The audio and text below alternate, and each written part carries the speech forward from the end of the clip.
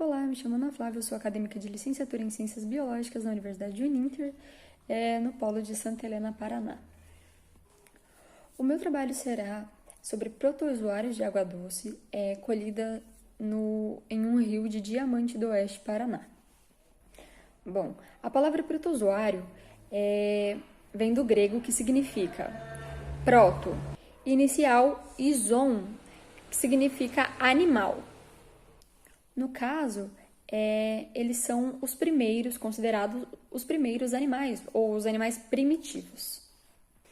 Esses seres, eles fazem parte do reino protista. Eles são unicelulares eucariontes. Esses seres são heterótrofos, o que significa que eles não têm a capacidade de produzir o seu próprio alimento. Diferente dos autótrofos, que conseguem converter a radiação solar, a energia solar, em energia química, então, para conseguir gerar os seus compostos, ok? Nesse caso, os protozoários, assim como o ser humano e os outros animais, conseguem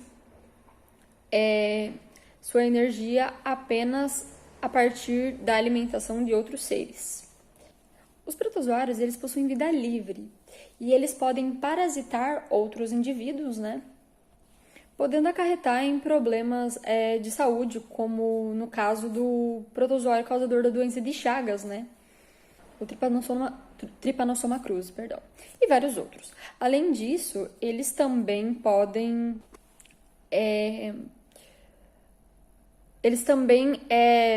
alguns deles também praticam o mutualismo, que no caso nada mais é do que dois seres vivos que estão se beneficiando um do outro, sem gerar danos para nenhuma das partes.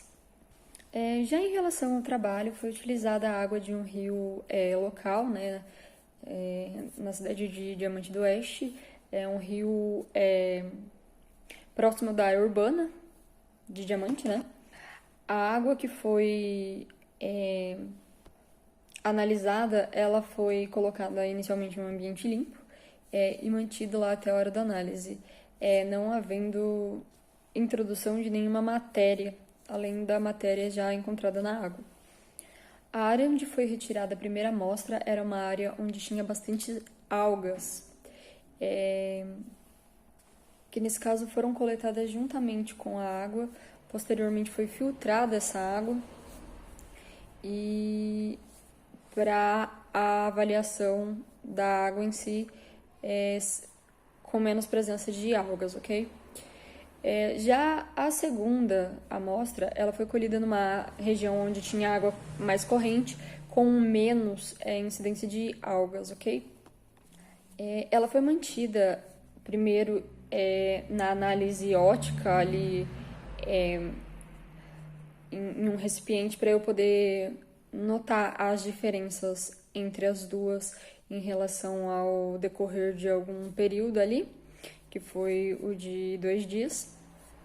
Nesse período, o que eu pude notar foi que a água que estava, a água corrente, que estava numa correnteza, no caso, toda ela era corrente, enfim, mas a que estava numa área com maior correnteza, ela se manteve mais clara e sem odores fortes, enquanto a água que tinha maior quantidade de algas, ela acabou mudando a cor um pouco, escurecendo a cor, eu acho que provavelmente devido à decomposição dessa matéria também.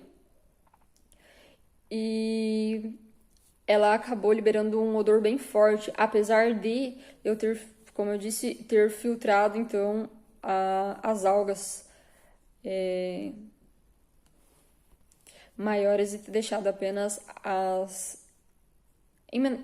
menores, que não eram tão fáceis de filtrar. A água com maior incidência, com maior quantidade, no caso de protozoários, foi, para minha surpresa, a água com mais algas. Foi onde eu encontrei maior quantidade e variedade também. Bom, mas para esse trabalho eu teria que escolher um protozoário para analisar, e eu optei pelo que tinha em maior quantidade dentro da amostra que eu colhi, que foi o Paramécio, ok? Esse protozoário, então, escolhido por mim, ele é um protozoário de vida livre, que é encontrado na maioria das vezes em água doce, podendo ser rios ou mesmo poça d'água, né? Como eu disse na introdução, ele é um ser heterótrofo, então ele não produz seu próprio alimento, tendo que se alimentar de outros seres. Além dele se alimentar de outros seres, ele também serve de alimento para alguns animais, como, por exemplo, os peixes, os levinos ainda em seus dias iniciais, devido a os outros alimentos que estão dispostos ali na área serem de tamanho incompatível com o peixe. Então, os protozoários, esses protozoários, eles são usados então para a alimentação do animal, ok? A sua locomoção se dá graças a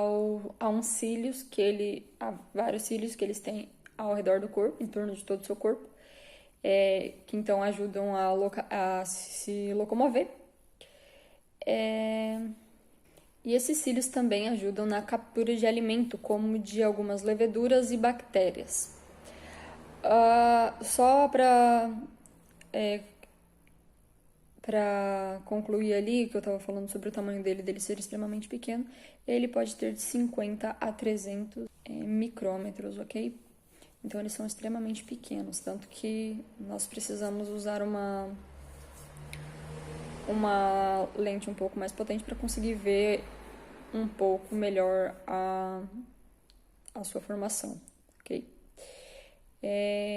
Em relação à sua reprodução, ela pode ser sexuada ou assexuada. A reprodução sexuada, ela se dá por meio de troca de micronúcleos entre os paramécions. E a assexuada se dá a partir da divisão dos núcleos em novas partes de um mesmo ser, né? Porque ele vai ter exatamente as mesmas características. Estão disponíveis aqui, então, as imagens da água colhida, das algas também encontradas no rio. Além disso, também agora as imagens que foram colhidas dos dois. E finalizando, eu vou deixar disponível também a maquete feita por mim. Eu peço perdão pela minha arte, que eu não sou muito boa na elaboração de maquetes, mas está aí. Eu agradeço pela atenção de todos.